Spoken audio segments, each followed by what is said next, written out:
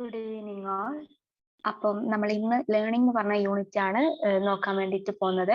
അപ്പോൾ ലേണിംഗിന്റെ യൂണിറ്റ് കഴിഞ്ഞ തവണ നമ്മൾ ലൈവ് സെഷൻ നടത്തിയപ്പോൾ റെക്കോർഡ് ചെയ്യാൻ വിട്ടുപോയിട്ടുണ്ടായിരുന്നു. അപ്പോൾ ഞാൻ ഒന്നുകൂടെ എടുക്കുകയാണ്. പെട്ടെന്ന് തന്നെ കൺസെപ്റ്റ് പറഞ്ഞിട്ട് പോകുന്നതായിരിക്കും. ലൈവ് കേട്ടവർക്ക് പെട്ടെന്ന് തന്നെ മനസ്സിലാവും.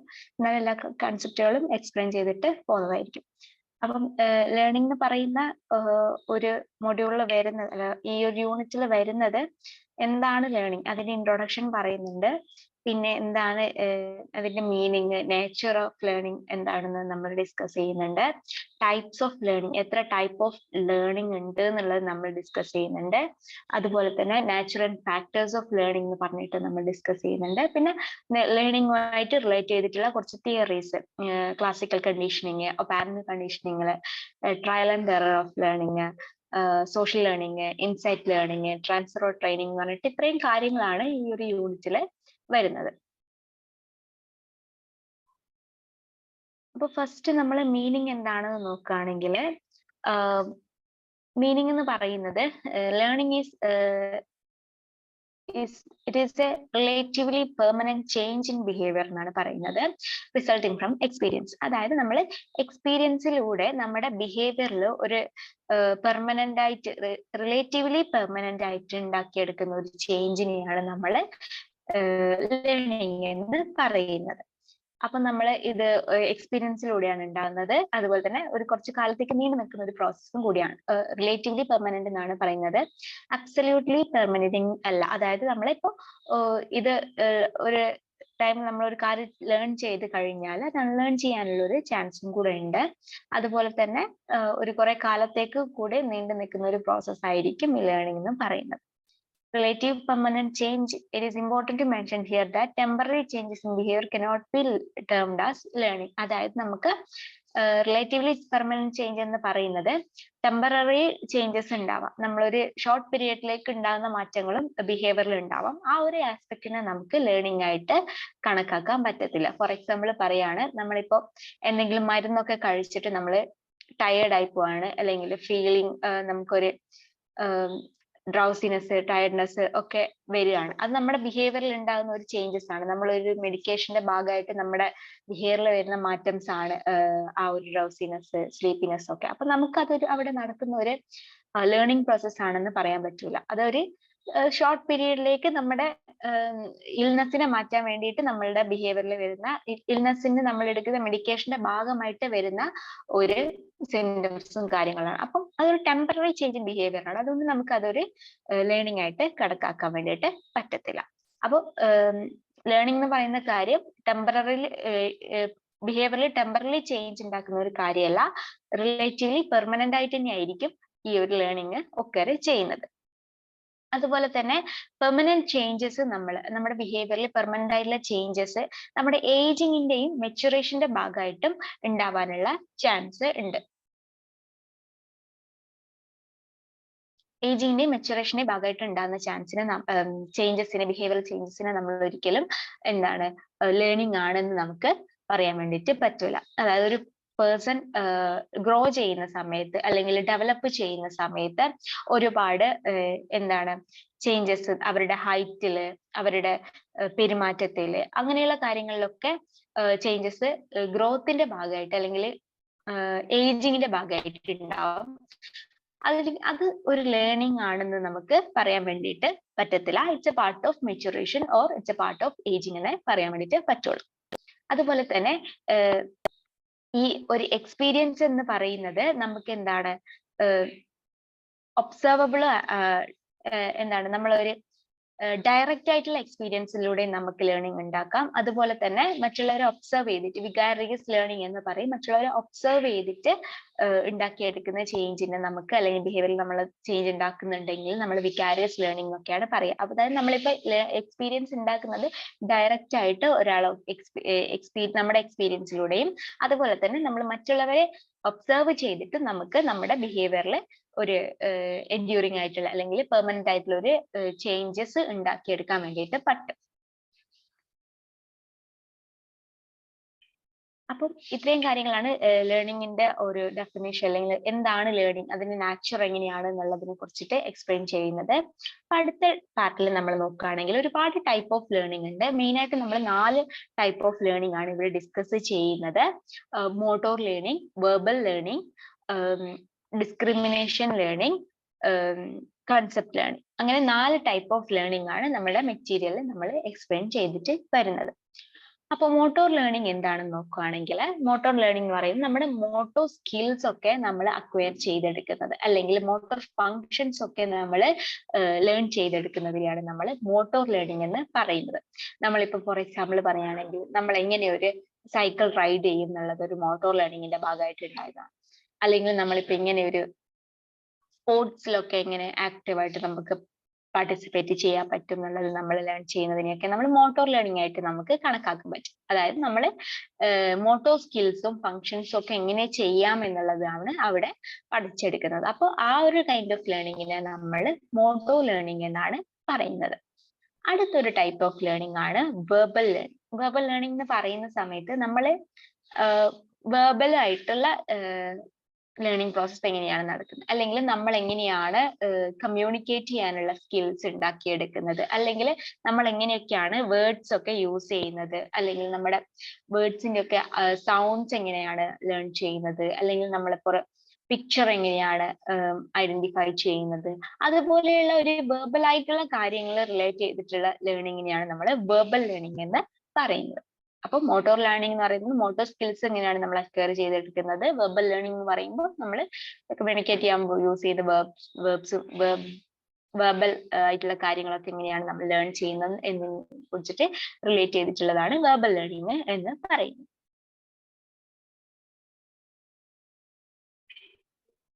അടുത്തൊരു ടൈപ്പ് ഓഫ് ലേണിംഗ് ആണ് കൺസെപ്റ്റ് ലേണിംഗ്. അതായത് കൺസെപ്റ്റ് ലേണിംഗ് എന്ന് പറഞ്ഞാൽ നമ്മൾ സ്റ്റിമുലസിനെ ക്ലാസിഫൈ ചെയ്യാൻ വേണ്ടിയിട്ട് അതിന്റെ ഓരോ കാര്യങ്ങളുടെയും ഓരോ സാധനങ്ങളുടെയും ഫീച്ചേഴ്സും അതിന്റെ ക്യാരക്ടറിസ്റ്റിക്സും ഒക്കെ നമ്മൾ മനസ്സിലാക്കിയിട്ട് നമ്മൾ എങ്ങനെയാണ് അതിനെ ക്ലാസിഫൈ ചെയ്യുന്നത് എന്നുള്ളതിന്റെ ബേസിസിൽ നമ്മൾ ലേൺ ചെയ്യുന്ന ആ ഒരു ടൈപ്പ് ഓഫ് ലേണിംഗ് ആണ് കൺസെപ്റ്റ് ലേണിംഗ് എന്ന് പറയുന്നത്.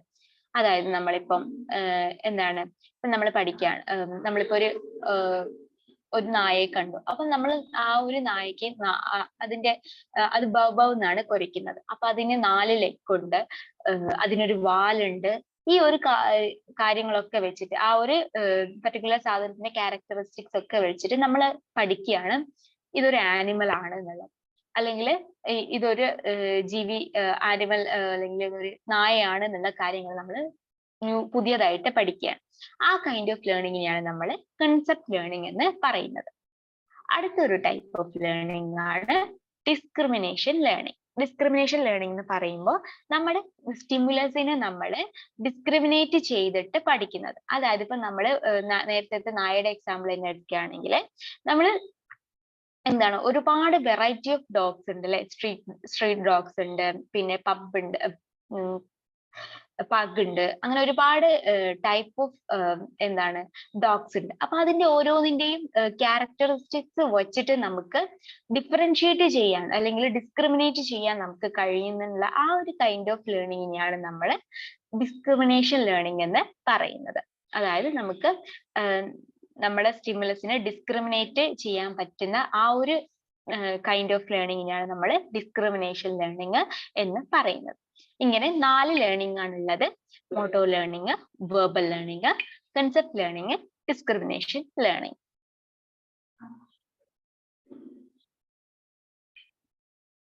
ഇനി natural and factor of learning എന്ന് പറഞ്ഞിട്ട് ലേണിംഗിന്റെ ക്യാരക്ടറിസ്റ്റിക്സ് എക്സ്പ്ലെയിൻ ചെയ്യുന്നുണ്ട്. അപ്പൊ ക്യാരക്ടറിസ്റ്റിക്സ് എന്താണെന്ന് നോക്കുകയാണെങ്കിൽ, learning always involve some kind of experience. അതായത് നമ്മൾ നേരത്തെ എക്സ്പ്ലെയിൻ ചെയ്തിട്ടുണ്ടായിരുന്നു, ലേണിംഗ് എന്ന് പറയുന്നത് എപ്പോഴും ഒരു എക്സ്പീരിയൻസിലൂടെ ഉണ്ടായിട്ടെടുക്കുന്ന ഒരു കാര്യമാണ്.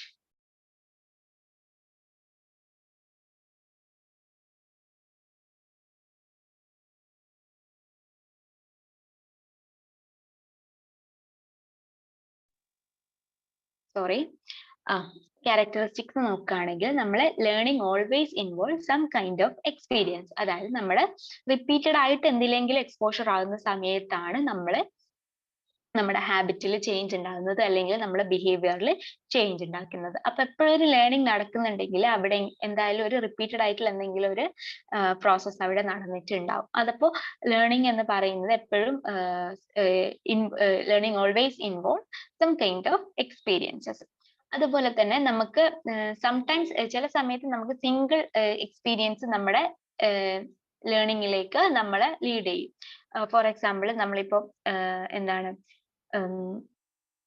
നമ്മളിപ്പം ഒരു നായ ഓടിച്ചു. അപ്പൊ നായ ഓടിച്ച സമയത്ത് നമ്മുടെ റിഫ്ലക്സിന്റെ ഭാഗമായിട്ട് നമ്മൾ പെട്ടെന്ന് ഓടണം എന്നുള്ള കാര്യം നമ്മൾ ലേൺ ചെയ്യണം. അല്ലെങ്കിൽ നമ്മുടെ ആ ഒരു ഫിയർ നമ്മുടെ ഉള്ളിലുള്ള റിഫ്ലക്സസുകളുടെ ഭാഗമായിട്ട് നമ്മൾ കൊടുക്കുന്ന നമ്മുടെ ഉള്ളിൽ നിന്ന് വരുന്ന ഒരു കാര്യമാണ് നമ്മൾ ഓടുന്നെന്നുള്ളത്. അപ്പൊ നമ്മൾ അതൊരു എക്സ്പീരിയൻസിലൂടെ നമ്മൾ അക്വയർ ചെയ്തല്ല, അത് ജസ്റ്റ് ഒരു നമ്മൾ ഒരു ഫസ്റ്റ് സിംഗിൾ ആയിട്ടുള്ള എക്സ്പീരിയൻസിലൂടെയാണ്, അല്ലെങ്കിൽ കുറെ കാലത്തേക്ക് നമ്മൾ ആ ഒരു പ്രോസസ്സിലൂടെ ഇൻവോൾവഡ് ആയിട്ടുള്ള നമ്മുടെ റിഫ്ലക്സിന്റെ ഒക്കെ ഭാഗമായിട്ട് വരുന്ന കാര്യങ്ങളാണ് അത്. അപ്പൊ ചില സമയത്ത് ലേണിംഗ് എന്ന് പറയുന്നത് സിംഗിൾ എക്സ്പീരിയൻസിലൂടെ നമുക്ക് അക്വയർ ചെയ്തിട്ട് എടുക്കാൻ വേണ്ടിയിട്ട് പറ്റും. അതുപോലെ തന്നെ നമ്മൾ ഈ ഉണ്ടാക്കിയെടുക്കുന്ന ബിഹേവിയറൽ ചേഞ്ചസ് ഉണ്ടല്ലോ, അതൊരു റിലേറ്റീവ്ലി ഒരു പെർമനന്റ് ആണ്, ഒരു കുറച്ച് കാലത്തേക്ക് നമ്മൾ ഉണ്ടാക്കിയെടുക്കുന്നതാണ്. അല്ലെങ്കിൽ നമ്മളിങ്ങനെ ലേണിങ്ങിലൂടെ ഉണ്ടാക്കിയെടുക്കുന്ന ബിഹേവിയറൽ പെരുമാറ്റത്തിൽ വരുന്ന മാറ്റങ്ങളൊക്കെ കുറച്ച് കാലത്തേക്ക് സസ്റ്റൈനബിൾ ആണ്, അതായത് റിലേറ്റീവ്ലി പെർമനന്റ് ആണ് നമ്മളിൽ ഉണ്ടാവാം. അതുപോലെ തന്നെ ലേണിങ്ങില് ഒരുപാട് event of sequence of psychological events involve ചെയ്തിട്ടുണ്ട്. ഇത് സൈക്കോളജിസ്റ്റ് ഈ ഒരു പ്രോസസ് അണ്ടർസ്റ്റാൻഡ് ചെയ്യാൻ വേണ്ടിയിട്ട് ഒരു ഗ്രൂപ്പ് ഓഫ് ആൾക്കാരിലേക്ക് കുറച്ച് വേർഡ്സ് ലേൺ ചെയ്യാൻ വേണ്ടിയിട്ട് കൊടുക്കുകയാണ്. അപ്പൊ അവര് ഫോളോ ചെയ്ത കുറച്ച് സ്റ്റെപ്പിനെ കുറിച്ചിട്ട് നമ്മൾ മെറ്റീരിയൽ എക്സ്പ്ലെയിൻ ചെയ്യുന്നുണ്ട്. അപ്പൊ കുറച്ച് ആൾക്കാരിലേക്ക് നമ്മൾ പുതിയ കുറെ വേർഡ്സ് ലേൺ ചെയ്യാൻ വേണ്ടിയിട്ട് അവർക്ക് കൊടുക്കുന്നതിന് സമയത്ത് അതിന്റെ ഫസ്റ്റ് ചെയ്തിട്ടുണ്ടായിരുന്നത് ഒരു പ്രീ ടെസ്റ്റ് നടത്തി നോക്കിയിട്ടുണ്ടായിരുന്നു. കാരണം അവർക്ക് എത്രത്തോളം എബിലിറ്റീസ് ഉണ്ട്, എത്രത്തോളം അവരെ ഈ ഒരു വേർഡ്സുമായിട്ട് റിലേറ്റഡ് ആണ് എന്നുള്ളത് മനസ്സിലാകാൻ വേണ്ടിയിട്ട് പ്രീ ടെസ്റ്റ് നടത്തിയിട്ടുണ്ടായിരുന്നു. അതുപോലെ തന്നെ അതിനുശേഷം അവരുടെ ആ ഒരു പ്രീ ടെസ്റ്റിന് ശേഷം കൊടുത്തിട്ടിരിക്കുന്ന ഒരു ഫിക്സഡ് ടൈം പീരീഡിലേക്ക് ഒരു ലിസ്റ്റ് ഓഫ് വേർഡ്സിനെ അവർക്ക് ലേൺ ചെയ്യാൻ വേണ്ടിയിട്ട് പ്രൊവൈഡ് ചെയ്യും. അങ്ങനെ പ്രൊവൈഡ് ചെയ്യുന്ന സമയത്ത് ആ ഒരു നമ്മൾ പറഞ്ഞില്ലേ, എക്സ്പീരിയൻസിലൂടെയാണ് നമ്മൾ ലേണിംഗ് ഒക്കർ ചെയ്യുന്നത്. അപ്പൊ നമ്മൾ ആ ഒരു കുറച്ച് ടൈം പീരീഡിലേക്ക് നമ്മളിങ്ങനെ അത് റിപ്പീറ്റേറ്റ് ചെയ്യാൻ വേണ്ടിയിട്ട് അവരോട് പറയായിരുന്നു. മൂന്നാമത്തെ സ്റ്റെപ്പിൽ പറയുന്ന വെച്ചാല് നമ്മൾ ഈ ഒരു റിപ്പീറ്റഡ് ആയിട്ട് അതിങ്ങനെ പ്രോസസ് ചെയ്യുന്ന സമയത്ത് നമുക്ക് പുതിയൊരു നോളജ് അവിടെ നമ്മൾ അക്വയർ ചെയ്യുന്നതായിട്ടാണ് അവർ പറയുന്നത്. അപ്പം അവിടെ ഒരു പുതിയ സ്കിൽ അല്ലെങ്കിൽ പുതിയ നോളജ് നമ്മൾ മൂന്നാമത്തെ സ്റ്റെപ്പിൽ അക്വയർ ചെയ്യുന്നതായിട്ടാണ് അവർ പറയുന്നത്. നാലാമത്തെ സ്റ്റെപ്പിലാണ് ആ ഒരു പ്രോസസ്സ് കംപ്ലീറ്റ് ആകുന്നതും ലേണിംഗ് എന്ന് പറയുന്ന കാര്യം ഹാപ്പൻ ചെയ്യുകയും പിന്നീട് നമ്മൾ കുറച്ചൊരു ടൈം പീരീഡിന് ശേഷം ആ ഒരു ആൾക്കാരോട് അവര് ലേൺ ചെയ്ത കാര്യങ്ങൾ റീകോൾ ചെയ്യാൻ വേണ്ടിയിട്ട് ശ്രമിക്കുക, അല്ലെങ്കിൽ പെർഫോം ചെയ്യാൻ വേണ്ടിയിട്ട് പറയാണ്. അപ്പം നമുക്ക് അവർക്കത് പ്രോപ്പറായിട്ട് പ്രൊഡ്യൂസ് ചെയ്യാൻ പറ്റിയിട്ടുണ്ട് എന്നുണ്ടെങ്കിൽ നമുക്ക് കൃത്യമായിട്ട് പറയാം അവിടെ ഒരു ലേണിംഗ് ഒക്കർ ചെയ്തിട്ടുണ്ട്. ഇങ്ങനെയായിരുന്നു സൈക്കോളജിസ്റ്റുകളൊക്കെ ലേണിംഗിന്റെ എന്തൊക്കെ സൈക്കോളജിക്കൽ ഇവന്റ്സ് ഒക്കർ ചെയ്യുന്നുണ്ട് എന്ന് പഠിച്ചത് ഈ ഒരു വേയിലൂടെ ആയിരുന്നു.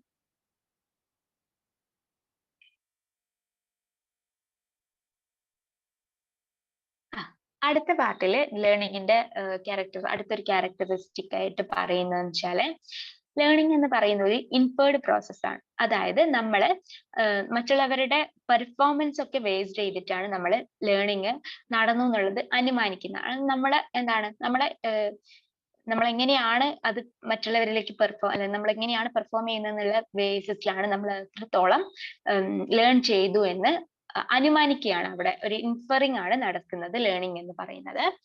അതായത് നമ്മളിപ്പോ ഫോർ എക്സാമ്പിൾ പറയുകയാണെങ്കിൽ ഇപ്പോ ടീച്ചേഴ്സ് ഒക്കെ നമുക്ക് പോയംസ് ഒക്കെ പഠിക്കാൻ വേണ്ടിയിട്ട് സ്കൂളിൽ തരുമല്ലോ അല്ലെ. അപ്പൊ അങ്ങനെ തരുന്ന സമയത്ത് നമ്മൾ ഒരുപാട് ടൈം എടുത്തിട്ട് നമ്മൾ ആ ഒരു പോയംസ് പഠിക്കാൻ വേണ്ടിയിട്ട് ശ്രമിക്കും. അങ്ങനെ പഠിച്ചിട്ട് ഉണ്ട് എന്നുള്ളത് നമ്മൾക്ക് മനസ്സിലാവണമെങ്കിൽ നമ്മളെ ആ ഒരു ക്ലാസ്സിലെത്തി ടീച്ചർ അത് എക്സ്പ്ലെയിൻ ചെയ്യാൻ പറയുന്ന സമയത്ത് നമ്മൾ അവിടെ ഒരു പെർഫോമൻസ് ചെയ്യും. ആ പെർഫോമൻസിന്റെ ബേസിസിൽ വെച്ചിട്ടാണ് ടീച്ചർ എന്ത് ചെയ്യുന്നത്, ഇൻഫറിങ്, ഈ കുട്ടി ഇത് പഠിച്ചിട്ടുണ്ട് അല്ലെ ഈ ഒരു കാര്യം ലേൺ ചെയ്തിട്ടുണ്ട് എന്നുള്ളത്. അപ്പൊ അവിടെ നടക്കുന്ന ഒരു ഇൻഫറിങ് ആണ്, നമ്മുടെ പെർഫോമൻസിലൂടെയാണ് ആ ഒരു ഇൻഫറൻസ് നടക്കുന്നത്. അപ്പൊ ലേണിംഗ് എന്ന് പറയുന്നത് ഒരു ഇൻഫേർഡ് പ്രോസസ് ആണ്.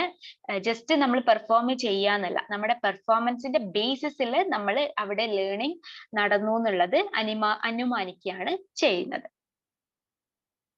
അപ്പൊ ഇത്രയും ക്യാരക്ടറിസ്റ്റിക്സ് ആണ് ലേണിങ്ങിന് ഉള്ളത്. ലേണിംഗ് എന്ന് പറയുന്നത് എപ്പോഴും ഒരു എക്സ്പീരിയൻസിലൂടെ നമ്മൾ ഉണ്ടാക്കിയെടുക്കുന്ന കാര്യമാണ്. പിന്നെ ചില സമയത്ത് സിംഗിൾ എക്സ്പീരിയൻസും ലേണിങ്ങിലേക്ക് വഴിതെളിക്കുന്നുണ്ട്. അതുപോലെ തന്നെ നമ്മൾ ലേണിങ്ങിലൂടെ ഉണ്ടാക്കിയെടുക്കുന്ന ബിഹേവിയറൽ ചേഞ്ചസ് സസ്റ്റൈനബിൾ ആയിട്ടുള്ളതാണ്, അല്ലെങ്കിൽ റിലേറ്റീവ്ലി പെർമനന്റ് ആയിട്ട് ഉള്ളതാണ്.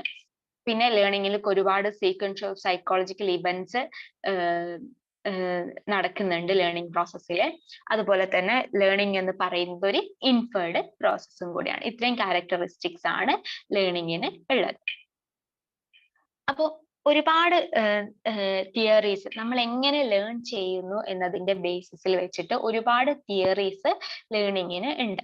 അപ്പൊ അതിൽ ഫസ്റ്റ് വരുന്ന തിയറിയാണ് തിയറി ഓഫ് ക്ലാസിക്കൽ കണ്ടീഷനിങ് എന്ന് പറയുന്നത്. ഈ ഒരു തിയറിയിൽ മെയിൻ ആയിട്ട് പറയുന്നത്, നമ്മൾ ഈ ഒരു തിയറി നമ്മൾ ഷോർട്ട് ആയിട്ട് എക്സ്പ്ലെയിൻ ചെയ്യുകയാണെങ്കിൽ learning based on association of stimuli എന്ന് പറഞ്ഞിട്ടാണ് നമ്മൾ ഈ ഒരു തിയറി എക്സ്പ്ലെയിൻ ചെയ്തിട്ടുണ്ടായത്. അപ്പം ക്ലാസിക്കൽ കണ്ടീഷനിങ് എന്ന് പറയുന്നത് നമ്മൾ എന്താണ് പാവ്ലോവിയൻ കണ്ടീഷനിങ് എന്നും റെസ്പോണ്ടന്റ് കണ്ടീഷനിങ് എന്നും കൂടെ അറിയപ്പെടുന്നുണ്ട്. ഇതൊരു റഷ്യൻ സൈക്കോളജിസ്റ്റ് ആയിട്ടുള്ള ഇവാൻ പാവ്ലോവ് ആണ് ഈ ഒരു type of learning theories explain ചെയ്തത്. അതുകൊണ്ട് തന്നെയാണ് നമ്മളെ പാവ്ലോവിയൻ കണ്ടീഷനിങ് എന്നും അല്ലെങ്കിൽ റെസ്പോണ്ടന്റ് കണ്ടീഷനിങ് എന്നൊക്കെ പറയുന്നത്. അതുപോലെ തന്നെ ഈ ഒരു എന്താണ് ക്ലാസിക്കൽ കണ്ടീഷനിങ് എന്ന് പറയുന്നത് നമ്മുടെ അൺകോൺഷ്യസ് ആയിട്ടുള്ള അല്ലെങ്കിൽ ഓട്ടോമാറ്റിക് ആയിട്ടുള്ള ഒരു ലേണിംഗ് കുറിച്ചാണ് ഈ ഒരു തിയറിയിൽ എക്സ്പ്ലെയിൻ ചെയ്യുന്നത്.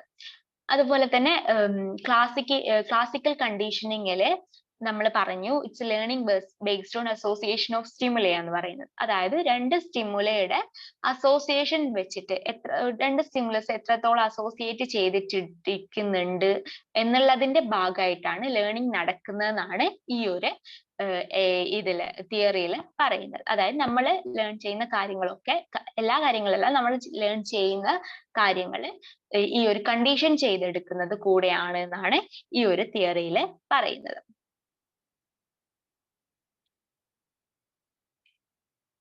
ഇത് ഈ ഒരു തിയറിയിലേക്ക് ഇവാൻ പാവ്ലോവ് എത്തിച്ചേർന്നത്, അദ്ദേഹം ഒരു എന്താണ് ഫിസിയോളജിസ്റ്റ് ആയിരുന്നു. ഡോഗിന്റെ ഡൈജസ്റ്റീവ് സിസ്റ്റത്തിനെ കുറിച്ചിട്ടൊക്കെ പഠിക്കുന്ന സമയത്തായിരുന്നു അദ്ദേഹം ഈ ഒരു തിയറിന്റെ ഒരു സ്റ്റാർട്ടിങ്ങിലേക്ക് എത്തിച്ചേർന്നത്. അതായത് ആള് ഡൈജസ്റ്റീവ് സിസ്റ്റത്തിൽ അനലൈസ് ചെയ്യാൻ വേണ്ടിയിട്ട് നായക്ക് ഫുഡ് കൊടുക്കുന്ന സമയത്ത് ആരാണോ ഫുഡ് കൊടുക്കുന്നത് ആൾ കാണുമ്പോൾ തന്നെ നായയിൽ ഒരു സലൈവേഷൻ ഉണ്ടാവാൻ വേണ്ടിയിട്ട് തുടങ്ങിയിട്ടുണ്ടായിരുന്നു. അപ്പം അന്ന് പാവ്ലോവ് ചിന്തിച്ചു, ഫുഡ് ഇല്ലാത്ത സമയവും ആ ഒരു പർട്ടിക്കുലർ വ്യക്തിനെ കാണുന്ന സമയത്തും ഫുഡിനോടുള്ള അതേ റെസ്പോൺസ് തന്നെയായിരുന്നു നായ കൊടുത്തിട്ടുണ്ടായിരുന്നത്. അപ്പം അദ്ദേഹം എന്താണ് ഈ ഒരു സ്റ്റിമുലസിന്റെ അസോസിയേഷനെ കുറിച്ചിട്ട് അദ്ദേഹം കൂടുതൽ തിങ്ക് ചെയ്തതും പിന്നീടായിരുന്നു ഈ ഒരു ക്ലാസിക്കൽ കണ്ടീഷനിങ്ങിന്റെ എക്സ്പെരിമെന്റിലേക്ക് പോയത്. ഇതിൽ ഒരുപാട് ഈ ഒരു എക്സ്പെരിമെന്റ് എക്സ്പ്ലെയിൻ ചെയ്യുന്ന സമയത്ത് നമുക്ക് ഒരുപാട് ടേംസും കാര്യങ്ങളൊക്കെ ഉണ്ട്. അതൊക്കെയാണ് നമ്മൾ അടുത്തതായിട്ട് നോക്കാൻ വേണ്ടിയിട്ട് പോകുന്നത്.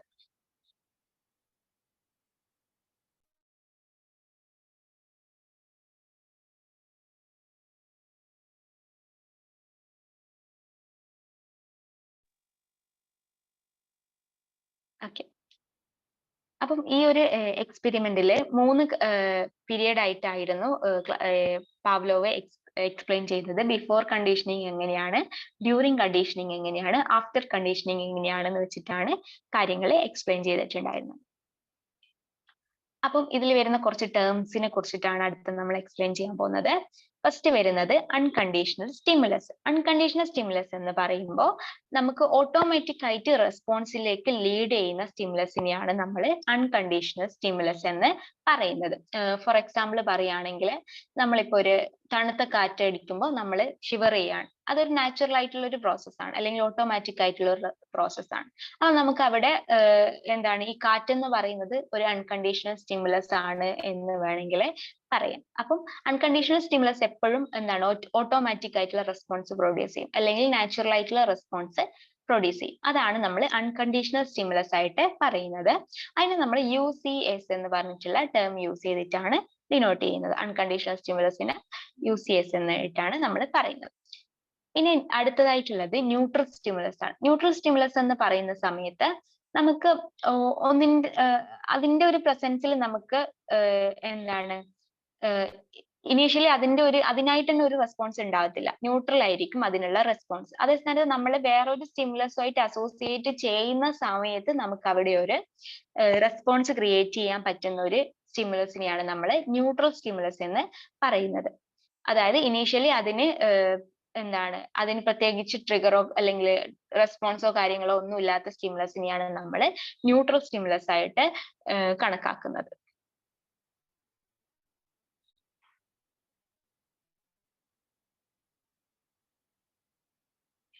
അടുത്ത ഒരു ടേം ആണ് കണ്ടീഷണൽ സ്റ്റിമുലസ്. അതായത് നമ്മളിപ്പോ ന്യൂട്രൽ സ്റ്റിമുലസ് ഒരു അൺകണ്ടീഷണൽ സ്റ്റിമുലസുമായിട്ട് പെയർ ചെയ്തതിന് ശേഷം, അസോസിയേഷനിൽ വന്നതിന് ശേഷം ആ ഒരു ന്യൂട്രൽ സ്റ്റിമുലസിന്റെ മാത്രം ഒരു റെസ്പോൺസ് ഉണ്ടാക്കിയെടുക്കാൻ പറ്റും. അതിനെയാണ് നമ്മൾ കണ്ടീഷണൽ സ്റ്റിമുലസ് അല്ലെങ്കിൽ CS എന്ന് പറയുന്നത്. അതായത് നമ്മളിപ്പോ പവ്ലോവിന്റെ എക്സാമ്പിളിൽ നോക്കുകയാണെങ്കിൽ നമുക്ക് അവിടെ അൺകണ്ടീഷണൽ സ്റ്റിമുലസ് ആയിട്ട് യൂസ് ചെയ്തിട്ടുണ്ടായിരുന്നത് ഫുഡാണ്. ന്യൂട്രൽ സ്റ്റിമുലസ് ആയിട്ട് യൂസ് ചെയ്തിട്ടുണ്ടായിരുന്നത് ബെല്ലായിരുന്നു അല്ലെങ്കിൽ വിസിലായിരുന്നു. കണ്ടീഷണൽ സ്റ്റിമുലസ് എന്ന് പറയുന്നത് ഈ ഒരു ഫുഡിന്റെയും ബെല്ലിന്റെയും അസോസിയേഷൻ ആയിട്ട് അവിടെ ന്യൂട്രൽ സ്റ്റിമുലസിനെ ഒരു കണ്ടീഷനിങ്ങിലേക്ക് ലീഡ് ചെയ്യും. പിന്നെ ആ ഒരു ബെല്ല് കേൾക്കുന്ന സമയത്ത് ഫുഡിനോടുള്ള സെയിം റെസ്പോൺസ് വരികയും ചെയ്തിട്ടുണ്ടായിരുന്നു. അപ്പൊ നമ്മൾ ആ കണ്ടീഷനിങ് കഴിഞ്ഞതിന് ശേഷം അവിടെയുള്ള ആ ഒരു ബെല്ലിന് ആണ് നമ്മൾ കണ്ടീഷണൽ സ്റ്റിമുലസ് ആയിട്ട് കണക്കാക്കുന്നത്. ഒരിക്കൽ ന്യൂട്രൽ ആയിരിക്കും, പിന്നീട് അത് റെസ്പോൺസ് പ്രൊഡ്യൂസ് ചെയ്യാൻ കഴിയുന്നുണ്ട്, കണ്ടീഷനിങ്ങിന് ശേഷം റെസ്പോൺസ് പ്രൊഡ്യൂസ് ചെയ്യാൻ പറ്റുന്നുണ്ടെങ്കിൽ ആ സ്റ്റിമുലസിനെയാണ് നമ്മൾ കണ്ടീഷണൽ സ്റ്റിമുലസ് അല്ലെങ്കിൽ CS എന്ന് പറയുന്നത്. അടുത്തതായിട്ടുള്ളത് ഇത്രയും നേരം നമ്മൾ എന്തൊക്കെ സ്റ്റിമുലസ് ആണ് എന്നുള്ളതാണ് എക്സ്പ്ലെയിൻ ചെയ്തത്. അടുത്തത് എന്തൊക്കെ റെസ്പോൺസ് ആണ് ഇതിന്റെ ഭാഗമായിട്ട് വരുന്നത്. അതായത് അൺകണ്ടീഷണൽ റെസ്പോൺസ് അടുത്തായിട്ട് വരുന്നത് അൺകണ്ടീഷണൽ റെസ്പോൺസ് ആണ്. അൺകണ്ടീഷണൽ റെസ്പോൺസ് എന്ന് പറയുമ്പോൾ നമ്മൾ അവിടെ ഫുഡ് കാണുമ്പോൾ നമുക്കിപ്പോ ഒരു സലൈവേഷൻ വരുന്നുണ്ട് എന്നുള്ള, അല്ലെങ്കിൽ ഓട്ടോമാറ്റിക് ആയിട്ടുള്ള റെസ്പോൺസ് ഉണ്ടാകുന്നുണ്ട് എന്നുള്ള ആ ഒരു റെസ്പോൺസിനെയാണ് നമ്മൾ അൺകണ്ടീഷണഡ് റെസ്പോൺസ് എന്ന് പറയുന്നത്. പിന്നെ കണ്ടീഷണൽ റെസ്പോൺസ് എന്ന് പറയുന്ന സമയത്ത് നമ്മൾ ലേണിംഗിന് ശേഷം അല്ലെങ്കിൽ അസോസിയേഷന് ശേഷം നമുക്ക് ആ ഒരു റെസ്പോൺസ് വരുന്നതിനെയാണ് നമ്മൾ കണ്ടീഷണൽ റെസ്പോൺസ് എന്ന് പറയുന്നത്. നമ്മള് ഡോഗിന്റെ എക്സ്പെരിമെന്റ് എടുത്ത് നോക്കുമ്പോൾ ബെല്ലടിക്കുമ്പോൾ ബെല്ല് കാണുമ്പോൾ നായ്ക്ക് സലൈവേഷൻ ഉണ്ടാകും. ആ അതൊരു കണ്ടീഷണൽ റെസ്പോൺസ്. അവിടെ വരുന്ന ആ ഒരു സലൈവേഷന്റെ ഇത് എന്ന് പറയുന്നത് ഒരു കണ്ടീഷണൽ റെസ്പോൺസ് ആണ്. അതിനെ നമ്മൾ CS എന്ന് ഡിനോട്ട് ചെയ്യുകയും ചെയ്യുന്നുണ്ട്. പിന്നെ ഹൗ ക്ലാസിക്കൽ കണ്ടീഷനിങ് വർക്ക് എന്ന് പറഞ്ഞിട്ട് 3 ഫേസ് നമ്മൾ ഫസ്റ്റ് എക്സ്പ്ലെയിൻ ചെയ്തിട്ടുണ്ടായിരുന്നു. പവ്ലോവ് 3 ഫേസസ് ആയിട്ടായിരുന്നു ഈ ഒരു എക്സ്പെരിമെന്റ് എക്സ്പ്ലെയിൻ ചെയ്തിട്ടുണ്ടായിരുന്നത്. അതിൽ ഫസ്റ്റ് ഫേസ് എന്ന് പറയുന്നത് ബിഫോർ കണ്ടീഷനിങ് ആണ്. ബിഫോർ കണ്ടീഷനിങ്ങിൽ നമുക്ക് കാണാം ഇവിടെ അൺകണ്ടീഷണൽ സ്റ്റിമുലസ് എന്ന് പറയുന്നത് ഫുഡാണ്. അതിന്റെ ഭാഗമായിട്ട് വരുന്ന റെസ്പോൺസ് അൺകണ്ടീഷണൽ റെസ്പോൺസ് എന്ന് പറയുന്നത് നായയിൽ വരുന്ന ഒരു സലൈവേഷൻ, ഫുഡ് കാണുമ്പോൾ ഉണ്ടാകുന്ന സലൈവേഷൻ. അത് രണ്ടും അൺകണ്ടീഷണൽ സ്റ്റിമുലസും അൺകണ്ടീഷണൽ റെസ്പോൺസും ആണ് ബിഫോർ കണ്ടീഷനിങ് ഉണ്ടാവുക. അതുപോലെ തന്നെ അവിടെ ന്യൂട്രൽ സ്റ്റിമുലസ് ആയിട്ടുള്ളത് അവിടെ ഒരു ബെല്ലാണ് അല്ലെങ്കിൽ ആ ഒരു വിസിലാണ് ഇവിടെ കാണിച്ചിരിക്കുന്നത്. ആ ഒരു വിസിലിനോട് പ്രത്യേകിച്ച് റെസ്പോൺസ് ഒന്നും നായ കൊടുത്തിട്ടുണ്ടായിരുന്നില്ല. ഈ ഒരു അവസ്ഥയിലായിരുന്നു ബിഫോർ കണ്ടീഷനിങ്ങിലെ എക്സ്പെരിമെന്റിൽ ഉണ്ടായിട്ടുണ്ടായിരുന്നത്.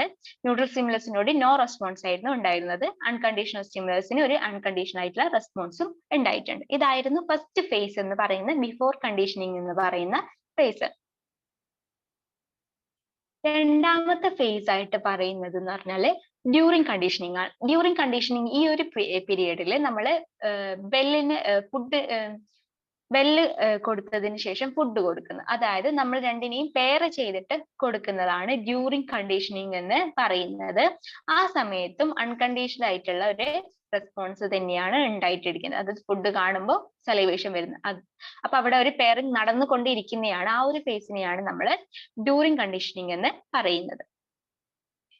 പിന്നെ മൂന്നാമത്തെ ഫേസ് ആയിട്ട് എക്സ്പ്ലെയിൻ ചെയ്യുന്നത് ആഫ്റ്റർ കണ്ടീഷനിങ്. ആഫ്റ്റർ കണ്ടീഷനിങ്ങിൽ നമ്മൾ അവിടെ ഒരു പെയറിംഗ് നടന്നതിന് ശേഷം അല്ലെങ്കിൽ കണ്ടീഷൻ കഴിഞ്ഞതിന് ശേഷം വരുന്ന ഒരു ഫേസ് ആണ് മൂന്നാമത്തെ ഫേസ് ആഫ്റ്റർ കണ്ടീഷനിങ് എന്ന് പറയുന്നത്.